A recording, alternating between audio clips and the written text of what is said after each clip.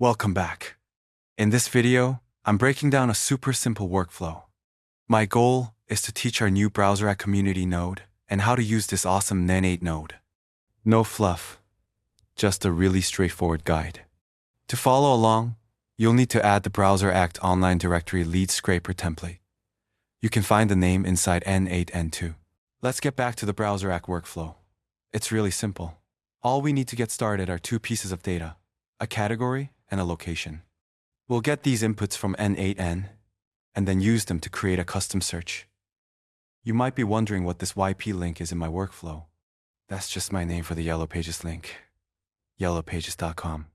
Once the page loads, we'll go through and extract all the key details. We're grabbing the business name, the phone number, and the location for every single service provider listed. You can hook this up to a Google Sheet to get bulk data and loop through it. Or, if you're just testing a single service, just type your input straight into the BrowserAct node. Easy. Now, you might not see the BrowserAct node in your list right away. That's because it's a community node, but it's super easy to install. Just go to Setting inside the community, and you can install it right there, as I'm showing you on screen.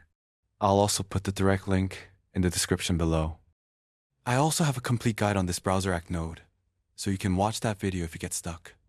But honestly, all you need to do is connect your BrowserAct API credential first. After that, you just search for the workflow you want to use. Once you select it, the node will show you the inputs. For the Get Data node, just pass in the task ID from the first node. Check the Wait for Finish box, then add your interval and timeout. That's it. The node will now check until the task is done, and then pull your data. The code node's job is to separate the data into items and check for errors. Once that's done, the Google Sheet node saves everything to your Google Sheet. That's all. Congratulations. As you can see, you now have a complete list of service providers in your location, all ready for the next step in your automation. Trust me, this workflow will make a huge difference. Thanks for watching, and I'll see you in the next one.